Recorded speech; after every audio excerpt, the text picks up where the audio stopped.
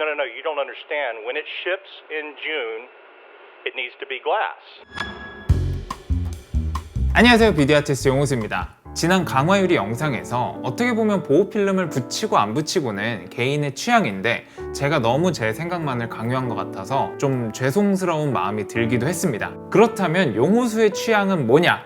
저는 이 휴대폰에 보호필름 붙인 여자와는 데이트를 하지 않습니다. 이건 내 취향. 취향 존중해달라면서요.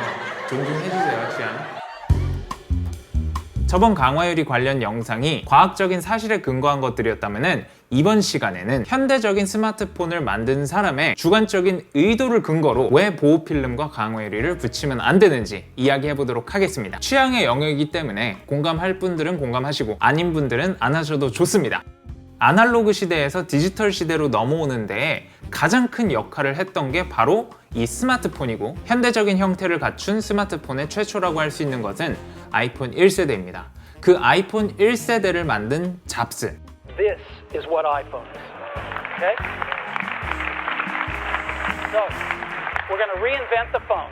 잡스가 어떤 의도를 가지고 스마트폰에 글래스 패널을 탑재했는지, 이것을 알아보게 되면 왜 보호필름 강화유리를 붙이면 안 되는지, 그것이 제 주관적인 판단으로 왜 합리적이지 않은지 알 수 있게 되실 것입니다. 잡스는 우리가 모두 타고난, 우리가 태어날 때부터 가지고 태어난 이 10개의 포인팅 디바이스, 이 손가락을 가지고 직접 터치를 해야 본능적인 레벨에서 커뮤니케이션이 가능하다고 생각을 했어요. We're born with 10 of them. We're going to use our fingers.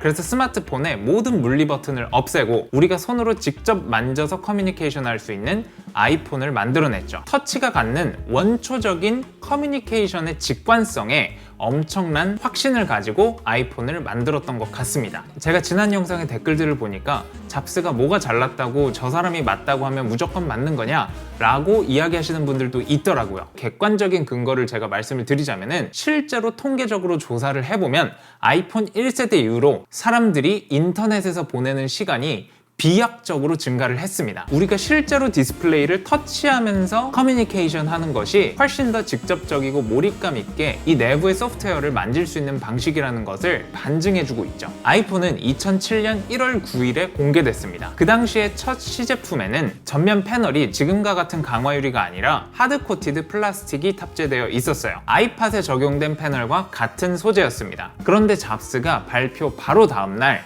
디자인 최고 담당자였던 제프 윌리엄스에게 전화를 합니다. 전화해서 뭐라고 하느냐? A few of you may know the story, but most people don't. The original iPhone that was designed with hard-coated plastic on the front, which is how we made our iPods at the time that had the little screen. When Steve held up the iPhone to introduce it to the world, we'd only made a couple, and he was holding up one that we had designed with hard-coated plastic on the front. And the intro went wonderful, and then he called the next day and said, everything's great except one problem. He said, I've been carrying this thing around, and it's scratched in my pocket. I don't know if it was my keys or what it was, but it scratched. And he said, we need, because it's got a big, beautiful screen on the whole thing, that's what the iPhone's all about, we need glass. 차키 때문인지 동전 때문인지 모르겠지만은 전면 글래스에 기스가 너무나 많이 생겨가지고 아이폰의 핵심이라고 할 수 있는 터치를 통한 커뮤니케이션에 방해가 된다. 아이폰 1세대가 물리 버튼을 없앰으로써 가지고 있던 크고 아름다운 그 화면을 100% 즐길 수가 없었던 거죠. 플라스틱에서 강화유리로 바꾸라고 지시를 내리니까 디자인 담당자 입장에서는 황당한 거죠. 왜냐면은 그 당시에는 깨지지 않는 유리라는 것은 존재하지 않았으니까요. 원래 애플의 전략은 뭐였냐면은 1세대나 2세대 정도까지는 플라스틱으로 만들고 나중에 기술이 조금 더 보완되면 3세대나 4세대부터 강화유리를 넣자. And I said, we've been looking at that, and I think within 3 to 4 years technology may evolve and we can do that on the phone. He goes, no, you don't understand. When it ships in June, it needs to be glass. And I said, but we've tested all the current glass, and when you drop it, it breaks 100% of the time. And he said, I don't know how we're going to do it, but when it ships in June, it's going to be glass. So 유리라는 소재 자체가 조금만 떨어뜨려도 깨지는 건데 당연히 플라스틱을 써야지 라는 게 그 시대의 상식이었어요. 그런데 혁신과 창의성이라고 하면은 잡스가 대명사일 정도로 비즈니스 스쿨이나 많은 전 세계의 사람들이 잡스를 창의적인 인물이라고 생각을 하죠. 제가 학교 다닐 때도 잡스의 어떤 행보들을 보면서 그리고 공부를 하면서 느꼈던 건데, 잡스는 안 된다, 뭐 없다 이런 말을 제일 싫어해요. 일단 하기로 했으면은 어떻게든 방법을 찾아서 하는 사람이었어요. I think he must have reached out to Wendell because about 2 days later, I get a call from Wendell who said, "Hey, your boss called and he said my glass sucks."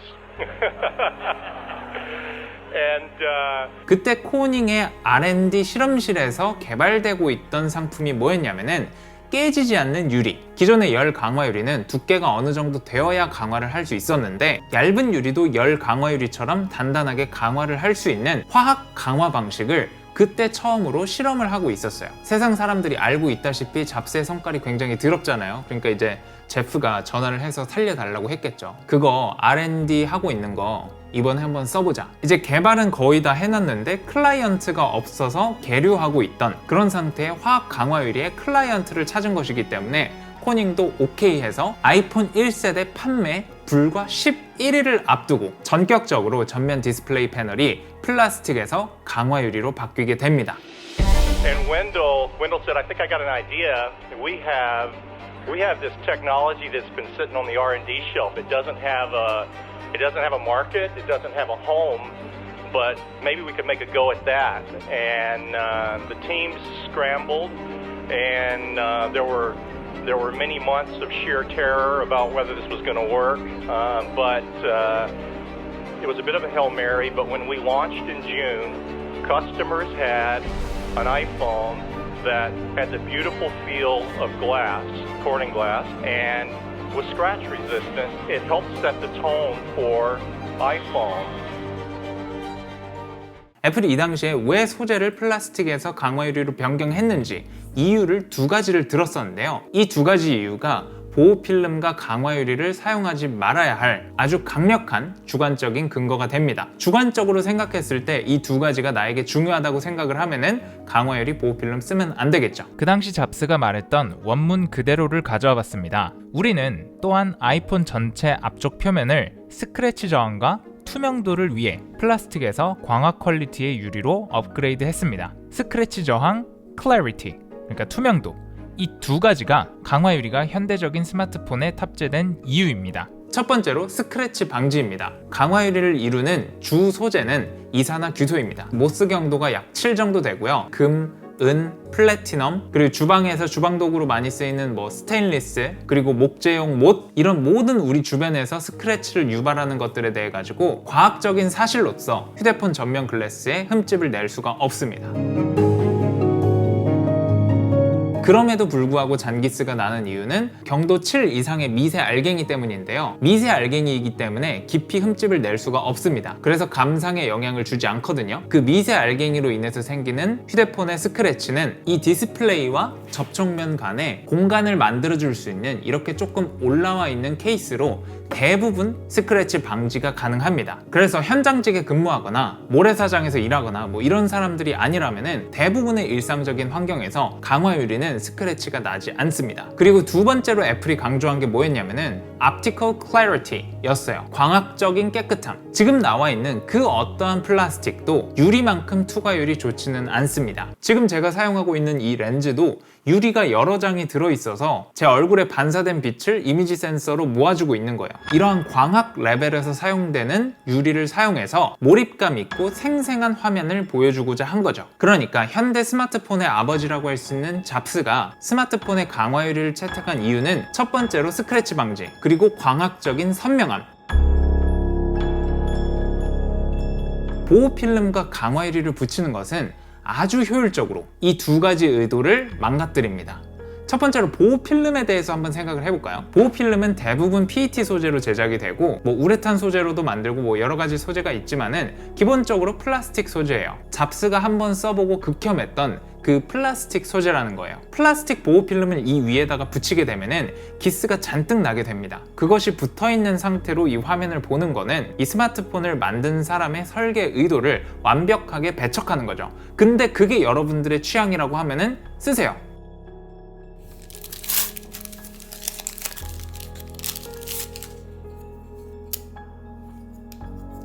간혹 보다 보면은 젓가락을 이렇게 잡고 쓰는 사람도 있어요. 뭐 이렇게 잡고 쓰는 것도 뭐 그 사람의 취향이다, 나는 이게 편하다 하면은 쓸 수 있는 거겠지만, 젓가락은 이렇게 잡고 쓸 때 가장 힘이 잘 들어가고 음식을 먹기에 효율적입니다. 근데 뭐 어떤 사람들은 뭐 이렇게 잡고 막 뭐 이렇게 먹어도 뭐 내가 이게 편하다, 이렇게 쓰고 싶다 하면은 뭐 쓰는 거죠. 제가 알려드리는 거는 스마트폰을 만든 사람의 의도가 이러하다, 젓가락을 사용하는 선조의 의도가 이렇게 해야 가장 힘이 많이 들어가고 효율적이다, 이 의도를 알려드리는 거예요. 그러니까 뭐 무조건 보호필름 붙이지 말아라 이런 얘기는 아니라는 점 참고해 주셨으면 좋겠습니다.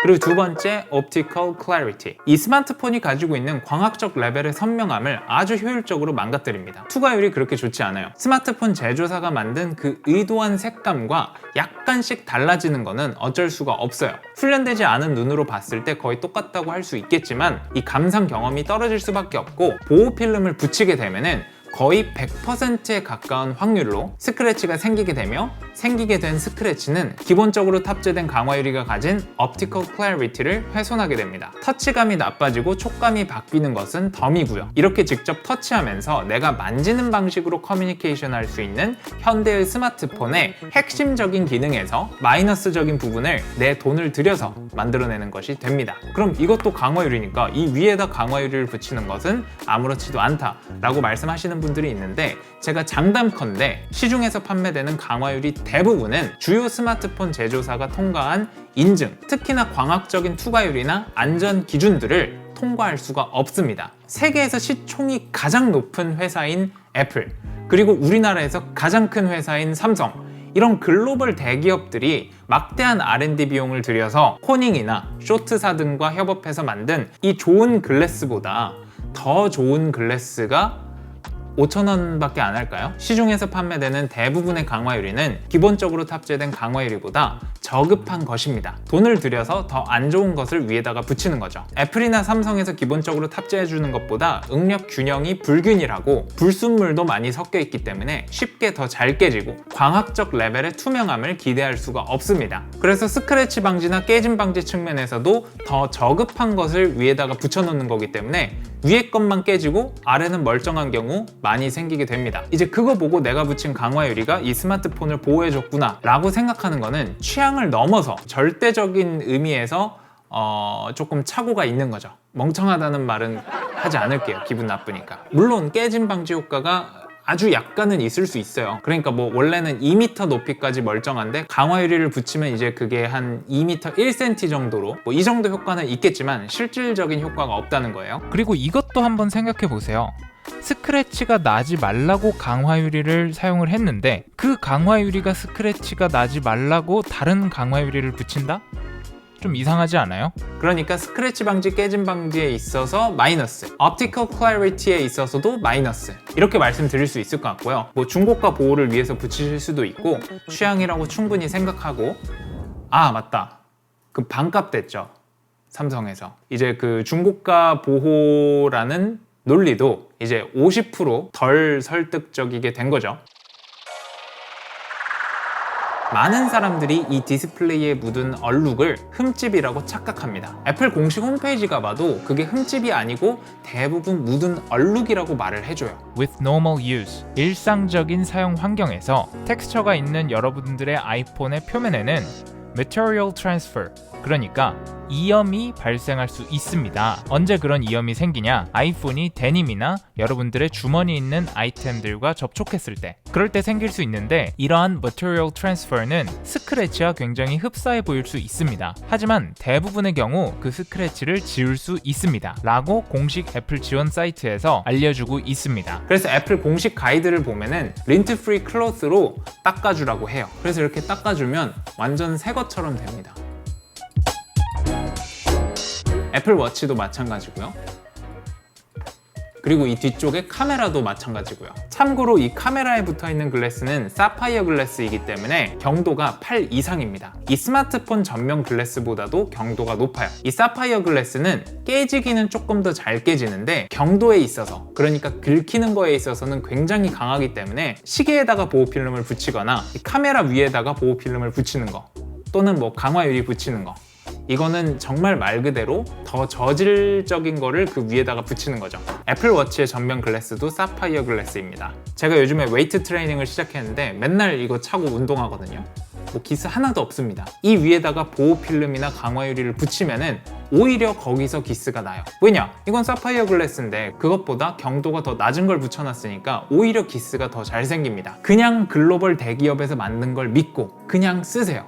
보호가 필요하면은 케이스로 하세요. 여튼 이렇게 먼지가 날리지 않는 린트 프리 소재로 이렇게 닦아주시면 되고, 애플 홈페이지 참고하셔서 알코올 희석액을 사용하면 더욱더 깔끔하게 닦을 수 있습니다. 그리고 이제 안경 쓰는 분들은 아실 텐데 이런 천이 뭐 한 달 정도만 쓰게 되면은 어느 순간부터 잘 안 닦여요. 왜 그러냐면은 유분이 이 천 사이사이에 껴가지고 더 이상 여기 있는 유분을 닦아내줄 공간이 없어져서 그러는 거거든요. 이제 그럴 때는 여기에서 유분을 제거를 해줘야겠죠. 유분기를 빼줄 수 있도록 비누 등을 이용해서 이렇게 한번 빨아주시면은 다시 처음 샀을 때처럼 사용이 가능합니다. 이거는 소재 자체가 여러 번 빨아서 쓸 수 있고, 빨고 나서 1시간, 2시간이면은 바싹 마릅니다. 이거 자체로 수분을 흡수하지 않아요. 그리고 정말로 많은 분들이 먼지 때문에 기스가 난다라고 말씀을 하시는데, 이런 책상 같은 표면에 이 디스플레이를 그대로 이렇게 닿게 해서 이렇게 긁으니까, 그러니까 기스가 나는 거거든요. 이렇게 턱이 있는 케이스를 써주세요. 지금 제가 사용하고 있는 윤 같은 경우에는 보통 고급 시계를 닦을 때도 사용이 많이 되는데, 시계 같은 경우에 보통 스테인리스예요. 그래서 기스가 굉장히 잘 나거든요. 먼지가 이 위에 있다고 하여도 이 극세사 천 안으로 먼지가 들어가 버리기 때문에 이렇게 닦아도 먼지의 알갱이가 흠집을 내기가 힘듭니다. 카메라 렌즈는 어떻게 관리하냐고 물어보시는 분들이 굉장히 많은데, 눈에 띌 정도로 먼지가 많다 싶으면은 블로워로 한번 불어주고, 그게 아니라고 하면은 그냥 안경 닦듯이 천으로 저는 그냥 닦습니다. 그리고 카메라 렌즈 보호도 후드로 하는 겁니다.